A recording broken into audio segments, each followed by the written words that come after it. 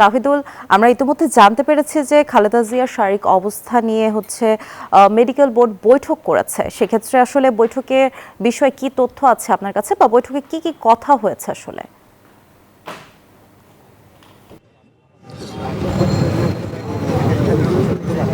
মনিরা, আপনাকে ধন্যবাদ। আপনি ঠিকই বলছেন যে এখন এভারকেয়ার হাসপাতালের ভিতরে চীনের যে একটি রাত 10টার পরে চীনের একটি বিশেষজ্ঞ চিকিৎসক দল এসেছেন, এছাড়া সকালে এসেছেন, বুধবার সকালে এসেছেন যুক্তরাজ্য থেকে, এছাড়া বাংলাদেশ যে মেডিকেল টিম বোর্ডের অধীনে যে বেগম খালেদা জিয়া যে চিকিৎসা দিচ্ছেন এই 3টা টিমের সমন্বয়ে কিন্তু চিকিৎসা চলছে, যে বৈঠক চলছে। তবে বৈঠকে আলোচনার বিষয় আমরা যতটুকু জানতে পেরেছি যে বেগম খালেদা জিয়ার যে অপরিবর্তিত অবস্থা থেকে যদি উন্নতি হয় বা তাকে কিভাবে দেশে নিয়ে আরও উন্নত চিকিৎসা দেওয়া যায় সেই বিষয়ে আলোচনার কথা আমরা শুনেছি। তবে এখনও এই বৈঠকটি আমরা যতটুকু জানি যে এই বৈঠকটি এখনও চলছে, কিন্তু এখনও বৈঠক শেষে আমাদেরকে আনুষ্ঠানিকভাবে কিছু জানানো হয়নি যে বৈঠকে কী ধরনের বা কী কী সিদ্ধান্ত নেওয়া হয়েছে এ বিষয়ে আমাদেরকে এখনও জানানো হয়নি।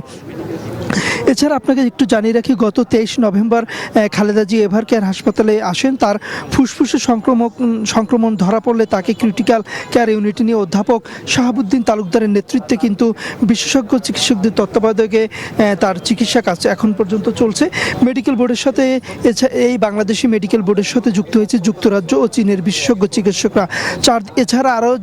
এছাড়া কিন্তু 4 দিন আগেও চীনের 5 সদস্য একটি চিকিৎসক টিম বাংলাদেশে এসে খালেদা জিয়ার চিকিৎসা সহায়তা দিতে।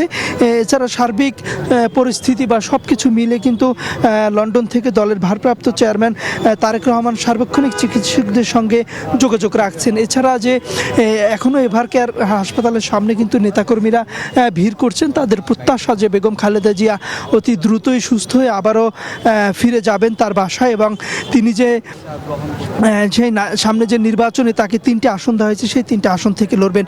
প্রত্যাশা চিকিৎসক তারা দোয়া করছেন, তারা এমনটি প্রত্যাশা দিন দিন আরও তাদের জোরালো হচ্ছে। তারা মনে করছেন যে তাদের নেতৃত্বে যে বিদেশি এবং বাংলাদেশ এবং বিদেশি চিকিৎসকদের সমন্বয়ে চিকিৎসা অতি দ্রুতই তিনি সুস্থ হয়ে উঠবেন, ভালো হয়ে উঠবেন এই প্রত্যাশা করছেন।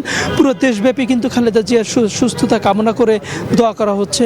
তার সুস্থতা যত দ্রুত আসবে, হয়তো দেশের নেতাকর্মী অতই দ্রুতই শান্ত হবেন। তো এই ছিল আমার কাছে থাকা সর্বশেষ তথ্য।